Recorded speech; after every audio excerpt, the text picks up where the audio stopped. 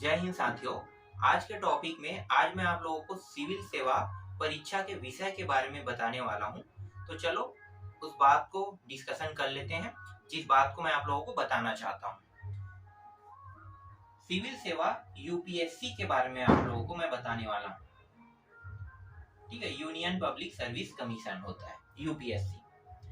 जितने भी लोग यूपीएससी दिलाना चाहते हैं तो इसे क्वालिफाई कैसे करेंगे, क्योंकि क्वालिफाई करने के लिए आपको सब्जेक्टों का ज्ञान होना जरूरी है।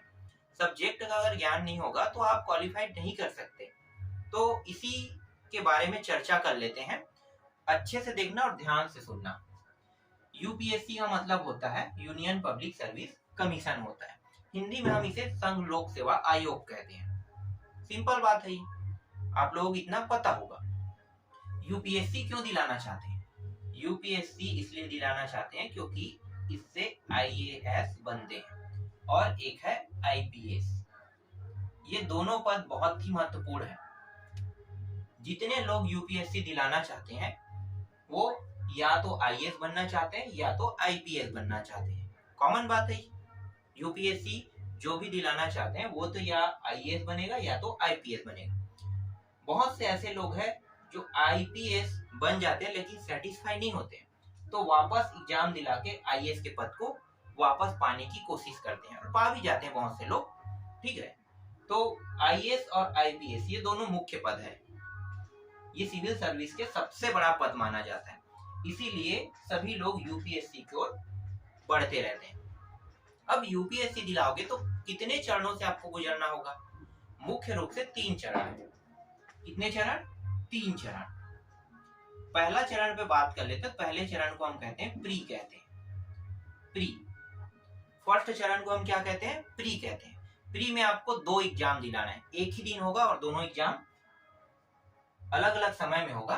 ठीक है, तो 2 एग्जाम आपको दिलाना है। पहला जो है वो है जीके का है और दूसरा जो है वो एप्टीट्यूड का है। ठीक है, एक तो है जीके का और एक है एप्टीट्यूड का। जीके में जो सब्जेक्ट है, ठीक है, जीके का सब्जेक्ट आप लोग सुन लो कौन कौन से सब्जेक्ट आपको पढ़ना है। एक पढ़ना है आपको इतिहास पढ़ना है। ठीक है, मैं हिंदी में लिख देता हूं। इतिहास, भूगोल, भूगोल, संविधान, अर्थशास्त्र, अर्थशास्त्र आपको पढ़ना पड़ेगा। पर्यावरण है, थोड़ा बहुत कंप्यूटर भी आता है। ठीक है, तो मैं सीएस लिख लेता हूं इसे, कंप्यूटर। और आपको करेंट अफेयर पढ़ना है।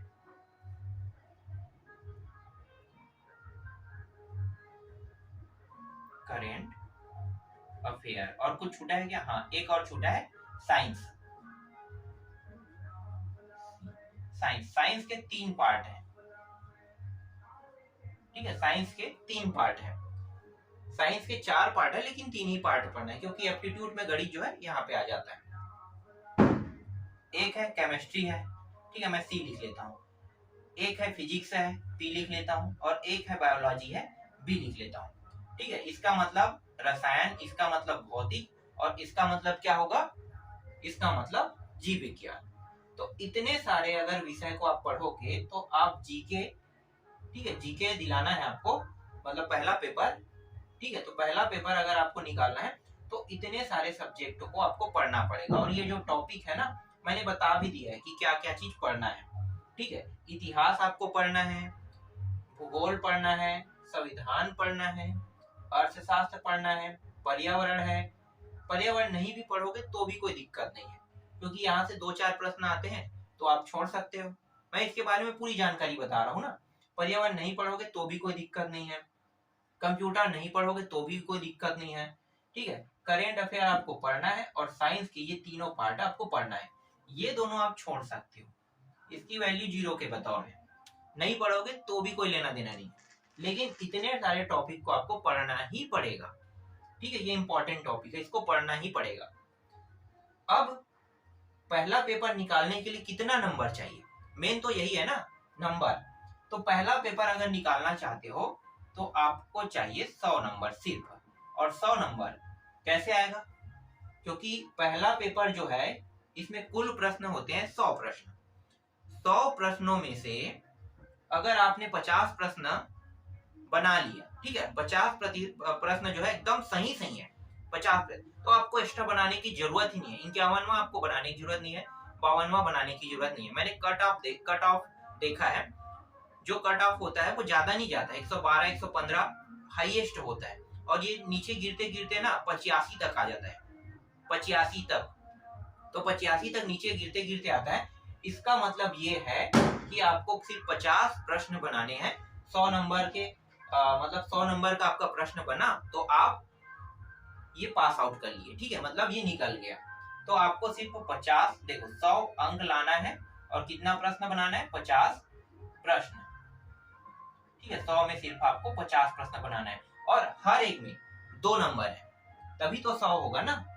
हर एक में 2 नंबर रहेगा, तभी आप कितना पा सकोगे? 100। और 100 आपने ला लिया, इसका मतलब है आप जीके में क्वालिफाइड हो गए। दूसरा है क्वालिफाइड होना है आपको किसमें? इसमें भी, एप्टीट्यूड। इसमें ना स्पेशली जो होता है वो मैथ्स होता है, और एक तो होता है रीजनिंग होता है, ठीक है। ये तार्किक है रीजनिंग, तो मैं तार्किक लिख देता हूँ, और कुछ नहीं है, तार्किक होता है रीजनिंग और मैथ्स, ये दोनों मिलके, ठीक है। इसमें कॉम्प्रिहेंशन भी आता है, जिसे हम क्या कहते हैं? गद्यांश कहते हैं ना, तो गद्यांश भी इसमें देखने को मिलता है। गद्यांश कम से कम 7-8 प्रश्न आते हैं, मतलब 40% के आसपास, मतलब आपका जो 30 से 40 नंबर के प्रश्न है ना, गद्यांश से ही आता है। तो उसको छोड़ भी दोगे तो कोई दिक्कत नहीं। कितना लाना है हमें सिर्फ 33% लाना है। तो एप्टीट्यूड में कुल प्रश्न जो होते हैं, प्रश्नों की संख्या 80 प्रश्न होता है। 80 प्रश्नों में से अगर आपने 30 प्रश्न सॉल्व कर दिए सही सही, 30 प्रश्न, तो आप पा गए 33%। और 33% सिर्फ पास आउट होना है इसमें, आपको कुछ नहीं होना है, सिर्फ पास होना है इसमें। आपको ज्यादा प्रश्न नहीं बनाना है, बन रहा है तो उतना बना लो जितना आपसे बन जाए, ठीक है। तो 30 प्रश्न अगर आपने सही सही बना दिया, तो इसका मतलब है कि आपका सेकेंड पेपर भी क्लियर हो गया, ठीक है। पहला पेपर जो है इसमें आपको लाना है 50, ठीक है, मतलब 50 प्रश्न बनाना है और 100 अंक लाना है। इसमें आपको 30 प्रश्न बनाना है और 33 अंक लाना है। माइनस में एक भी अंक ना जाए, इसका ध्यान रखना है। 33 में अगर लगता है आपको, मतलब 30 प्रश्न में अगर आपको लगता है कि 2 प्रश्न मेरा गलत है, तो एकदम जो सही सही बन सकता है उस प्रश्न को पहले ढूंढो कि ये 2 प्रश्नों की जगह में ना इसके जगह स्थान ले सकता है, तो ऐसे आपको ढूंढना पड़ेगा। तो आप 35 बना दिए, 40 बना दिए, बहुत अच्छी बात है। आपको लगता है कि मैंने 33 बनाया सही सही, 30 प्रश्न बनाया हूँ, उसमें 2-3 प्रश्न गलत है, तो आप अधिकतर 40 तक के गए, ठीक है। 40 बहुत अच्छा है, तो 40 प्रश्न आपने बना दिया। 40 प्रश्न में आपका 2 से 3 प्रश्न गलत हो गए, तो भी आपका सिलेक्शन क्लियर है, ठीक है। 2-3 प्रश्न आप गलत कर सकते हो, कोई दिक्कत नहीं है, क्योंकि 30 प्रश्न बनाना है, 10 आपने एक्स्ट्रा बनाया है, तो 10 में 3 गलत होता है, तो आपका 37 सही है, तो आप 33 से ज्यादा कर पा रहे हो। इसका मतलब आप सेकेंड पेपर निकाल लिए। जब आप ये जो जीके वाला जो पेपर ना प्री, जब आप निकाल लोगे तो आपको दिलाना है मेंस, ठीक है। मेंस पे बात कर लेते हैं।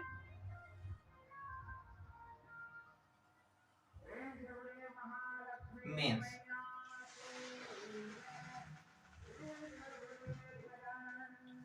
मेंस में कुल मिलाकर 9 सब्जेक्ट, मतलब 9 पेपर आपको दिलाना है, जिनमें से 2 पेपर जो होता है वो कॉमन है।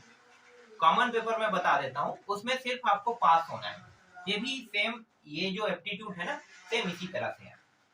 पहला जो है ये अ और ख 2 भागों में बटा है, ये फिक्स है। ख वाला क्या है? इंग्लिश ही आपको दिलाना है, दूसरा में इंग्लिश आपको दिलाना ही है। और ये वाला जो है ना, ये जो 8वीं अनुसूची है, इसमें जो 24 भाषा है, पहले 22 हुआ करता था, 24 हो चुका है, तो 24 भाषा में से किसी एक भाषा को आपको चुनना है और उसमें आपको पेपर दिलाना है। तो मैं आपको हिंदी में बता रहा हूँ, तो सपोज मुझे हिंदी आता है, इसलिए मैं हिंदी को चयन करूंगा। 28 भाषाओं में से 24 भाषाओं में से 8वीं जो सूची है 24 भाषाओं में से एक भाषा जो है वो रहेगा मेरा हिंदी। ठीक है, साउथ वाले क्या करते हैं, तेलुगु को चुनते हैं, उड़ीसा वाले उड़िया को चुनते हैं। जो भाषा जिन्हें आता है और जिस भाषा में आप अच्छे से जानकारी जानते हो या निपुण हो, उस भाषा को आपको चुनना है। तो 8वीं अनुसूची में 24 भाषा है, इसमें से एक हिंदी है, तो हिंदी मैंने चयनित किया। और ये जो ख में जो इंग्लिश है इसको सबको दिलाना है, क्योंकि 8वीं अनुसूची में ये इंग्लिश नहीं है। ठीक है, 8वीं अनुसूची में इंग्लिश भाषा नहीं दिया है, तो इंग्लिश भाषा को क्या कर दिया, कॉमन कर दिया है, इंग्लिश दिलाना है। अब इन दोनों को दिलाओगे तो दोनों का जो नंबर है वो सेम है, दोनों 300 अंक के होता है, 300 अंक के। ठीक है, कितने अंक का, 300 अंक। 300 अंक का पेपर होता है और इसमें आपको सिर्फ और सिर्फ पास होना है और पासिंग मार्क है 90 अंक। अगर आपने 90 अंक ठीक है प्राप्त कर लिया, इसका मतलब ये है कि आप ये दोनों पेपर निकाल लिए। दोनों में सिर्फ 90 डालना है ना, इसमें भी 90 और इसमें भी 90, दोनों 300 अंक का है। इसका नंबर कभी भी मेंस में नहीं जुड़ता है। मेंस के तौर पे आप दिलाते जरूर हो, लेकिन ये जो 300 जो अंक है ना, इसमें जो आप लोगों का पासिंग मार्क है 90 अंक, ये 90 अंक दोनों का होगा ना, इसमें भी 90 अलग से निकालना, क्योंकि ये भी 300 अंक का है। ठीक है, ये भी 300 अंक का है, ये भी 300 अंक है, तो दोनों में इसमें भी आपको 90 निकालना है और इसमें भी आपको 90 निकालना है। तो दोनों का अंक ना जो बाकी पेपर है उसके साथ नहीं जुड़ता है। ठीक है, अब जो जुड़ने वाला है, जो महत्वपूर्ण पेपर है, उन पे चर्चा कर लेते हैं। पहला होता है GS1, इसे हम GS1 कहते हैं। दूसरा होता है GS2, तीसरा होता है GS3, चौथा होता है GS4, एक होता है GS5, और इसके अलावा ये जो है ना, ये वैकल्पिक है। ठीक है, ये भी वैकल्पिक 2 है। मैं यहाँ पे 1 और 2 लिख देता हूँ, वैकल्पिक 1 और यहाँ पे वैकल्पिक इस तरह से 2। ठीक है, ये वैकल्पिक 1 है और ये वैकल्पिक 2 है। ठीक है, तो अब मैं आपको इन विषयों के बारे में बता देता हूँ। GS1 ये पूरा निबंध बस होता है। ठीक है, इसमें आपको क्या बताना है, सिर्फ निबंध बस बनाना है। पहला पेपर जो होगा वो निबंध से रिलेटेड है, तो निबंध बस इसमें बनाने के लिए कहेगा GS1 में। दूसरा पेपर ये जो है ना GS2, इसमें आपको हिस्ट्री को पढ़ना पड़ेगा, मतलब इतिहास। मैं लिख देता हूँ इतिहास और भूगोल। इतिहास और भूगोल सब्जेक्टों को पढ़ोगे तो ये GS पेपर आप दिला पाओगे। ये जो तीसरा पेपर है ये संविधान है, पूरा संविधान। तीसरा है आपका संविधान। ठीक है, चौथा जो पेपर है, दूसरा तीसरा ये हो गया अर्थशास्त्र है, अर्थशास्त्र। ठीक है, अर्थशास्त्र पढ़ोगे तो चौथा पेपर दिलाओगे। पांचवा पेपर है GS5। ठीक है, GS5 जो है ये नीति शास्त्र का है। नीति शास्त्र बहुत ही इंपॉर्टेंट बुक है, पूरा मैं नहीं बता रहा हूँ। नीति शास्त्र, सत्यनिष्ठा एवं अभिरुचि बोलते हैं इस बुक को। तो नीति शास्त्र कहोगे तो कोई भी व्यक्ति ना आपको वही बुक देगा जो GS5 में रहेगा। आपको कभी भी बुक खरीदना है ना, तो क्या कहोगे पता है, GS1 का बुक दो, GS2 का बुक दो, GS3 का बुक दो, GS4 का बुक दो और GS5 का बुक दो। तो मैंने बता दिया कि GS1 में आपको निबंध देखने को मिलेगा, GS2 में इतिहास भूगोल पढ़ने को मिलेगा। अब ये इतिहास भूगोल यहाँ पे आप लोगों ने जो पढ़ा है ना, वही चीज यहाँ पे आएगा, तो अलग से अब और नहीं पढ़ना पड़ेगा। ठीक है, ये जो बुक आपने यहाँ पे पढ़ा है, प्री जब दिला रहे थे प्रीलिम्स, उस समय जब आप लोगों ने पढ़ा है वही टॉपिक यहाँ भी आपको पढ़ना पड़ेगा। ठीक है, तो वही चीज है, आपने पढ़ लिया है। ठीक है, संविधान यहाँ पे जो आपने पढ़ा है वही चीज यहाँ भी आप पढ़ोगे। अर्थशास्त्र यहाँ पे पढ़े वही चीज यहाँ भी पढ़ोगे, मतलब अलग से आपको और बुक नहीं खरीदना पड़ेगा। ठीक है, जो बुक आपने प्रीलिम्स निकालने के लिए है वही बुक इसके लिए भी यूज होगा। फिर GS5 है, GS5 जो है नीति शास्त्र है। यहाँ पे कहीं पे भी आपको ये नीति शास्त्र बुक देखने को नहीं मिलेगा। नीति शास्त्र बहुत इंपॉर्टेंट बुक है, इसलिए बता रहा हूँ। जो इंटरव्यू दिलाना चाहते हैं ना, इस बुक को जब आप पढ़ोगे तो आप ना दो व्यक्तियों के बीच में अगर आप उनके विवादों को सुनते हो तो कौन सही है कौन गलत है ये आप पहचान पाओगे इस बुक के थ्रू। और ये बुक जो है ये आपको सिखा देगा कि कोई व्यक्ति अपने बारे में बता रहा है तो कोई गलत बता रहा है, जानबूझ के गलत आपको बता रहा है, तो आप जब दोनों की बातों को सुनोगे, क्योंकि एक के बात से निर्णय नहीं लिया जा सकता, निर्णय दोनों पक्षों को सुनने के बाद लिया जाता है। कोर्ट देखियो ना, तो कोर्ट को गए नहीं होंगे क्योंकि सिर्फ आपको सुनने में मिला होगा। तो पिक्चर जब आप देखते हैं तो कोर्ट में देखना जज जो होते हैं वो दोनों पक्षों को सुनता है, दोनों पक्षों को सुनने के बाद निर्णय लिया जाता है। तो कभी भी निर्णय ना एक पक्ष को सुनने के बाद नहीं लिया जाएगा। ये आपको सिखाएगा नीति शास्त्र। इसीलिए इंटरव्यू जो लोग दिलाने जाते हैं ना, नीति शास्त्र की अगर किताब को अच्छे से रीड किया है तो आपको अलग से ना जो इंटरव्यू की तैयारी करते हैं ना उसके करने की आवश्यकता नहीं है, क्योंकि ये पूरा सिखा देगा आपको, हर चीज सिखा देता है। ये बुक बहुत इंपॉर्टेंट बुक माना जाता है, इसलिए ये इंटरव्यू के लिए ही है स्पेशली, इसीलिए इस बुक को ना यहाँ पे ऐड किया है GS 5 में। अब वैकल्पिक विषय पे बात कर लेते हैं। वैकल्पिक विषय आप क्या क्या चुन सकते हो, वही 24 भाषाओं में से आप चुन सकते हो, ठीक है। कोई विषय हो तो उसको आप ले सकते हो, लेकिन 24 में से कुछ चीज नहीं दिया है इसमें। तो आप क्या कर सकते हो, कुछ विषय जैसे कि साइंस है, इतिहास है, भूगोल है, संविधान है, अर्थशास्त्र है, ठीक है।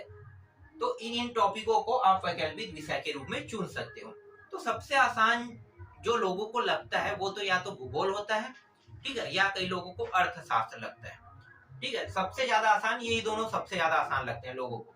अधिकतर जो लोग होते हैं ना, या तो कहते हैं कि मैं भूगोल में दिलाया हूँ वैकल्पिक विषय को, या कहते हैं कि हिंदी साहित्य में दिलाया हूँ, ठीक है। कोई अपने जैसे तेलुगु है तो तेलुगु भाषा में दिलाया हूँ। तो इस तरह से कई लैंग्वेज होते हैं तो उसमें भी आप दिला सकते हैं, ठीक है। इंग्लिश को भी आप चयन कर सकते हैं, इंग्लिश वैकल्पिक विषय ले सकते हो अगर इंग्लिश के अच्छे ज्ञान है तो, ठीक है। इंग्लिश लिटरेचर में आप दिला सकते हो, भूगोल है, संविधान है, ठीक है, ये सारे सब्जेक्ट है। तो ज्यादातर लोग जो दिलाते हैं वो हिंदी साहित्य होता है, हिंदी में अच्छा लिखते हैं, भूगोल होता है, ठीक है। तो वैकल्पिक विषय में मैं मान लेता हूँ, ठीक है, हिंदी साहित्य, चलो हिंदी साहित्य, इसे मैं हिंदी साहित्य 1 कहूंगा। क्यों? क्योंकि वैकल्पिक विषय 1 है तो हिंदी साहित्य 1 रहेगा, और दूसरा रहेगा हिंदी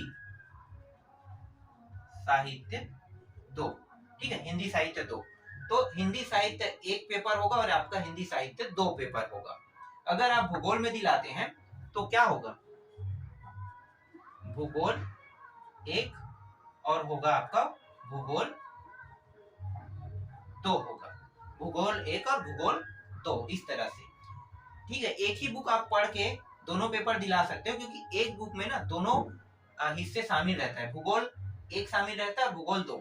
जो भी सिलेबस है उस बुक में लिखा रहेगा कि वैकल्पिक विषय 1 में इन टॉपिकों से आएगा, वैकल्पिक विषय 2 में इन टॉपिकों से आएगा, ठीक है। अगर कोई इंग्लिश में दिलाना चाहता है तो यहाँ पे इंग्लिश 1 और इंग्लिश 2 कर देना है, ठीक है। तो मैंने आपको पूरा मेंस के टॉपिक के बारे में बता दिया, ठीक है। अब बात कर लेते हैं इंटरव्यू के। हाँ, एक चीज मैंने आप लोगों को नहीं बताया ना, नंबर इसके कितने नंबर के होते हैं। तो ये सब ना 250 अंक के होते हैं, 250, ये भी 250, ये भी 250, ठीक है, ये भी 250 और ये भी 250, सभी 250 के होते हैं, ठीक है। जितना ज्यादा नंबर लाओगे ये सातों सब्जेक्टों में, ठीक है, जितना ज्यादा नंबर लाओगे उतना ज्यादा चांस है कि आपका सिलेक्शन होने का, ठीक है। ये डिसाइड करता है, ये सभी सातों जो सब्जेक्ट है ना ये डिसाइड करता है। आपको सिलेक्शन लेना है तो ये सातों सब्जेक्ट को अच्छे से पढ़ना है और अच्छे से अंक लाना है, तभी आप सिलेक्शन ले पाओगे, ठीक है। कुल मिला के कितना हो गया टोटल अंक, तो सभी को जोड़ते हैं तो 1750 कुछ हो रहे हैं ना, ठीक है। 5, 10, 15, 20, 25, 30, 35, 5 हो गया, पीछे में 0 है, 2, 4, 6, 8, 10, 12, 14 और 3 कितना हो गया 17, ठीक है। कुल मिला के 1750 अंक का होता है ये, ठीक है, 1750 अंक का। अब एक और बचा है, क्या बचा है, इंटरव्यू, ठीक है। मैं यहाँ पे बता देता हूँ,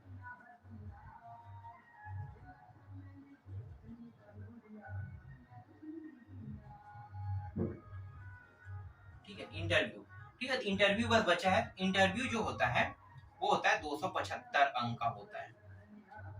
अगर आप लोगों ने बहुत अच्छा प्रदर्शन इन 7 सब्जेक्टों में किया है ना, तो इंटरव्यू में अगर ज्यादा भी नहीं लाओगे तो भी आपका सिलेक्शन हो जाएगा, वो भी फर्स्ट रैंक में।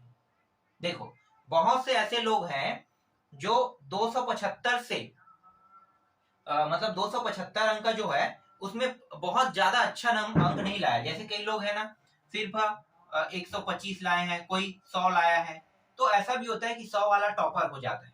इंटरव्यू का जो अंक है और इसका अंक है, दोनों को मिला के आपको हाई रैंक लाना है।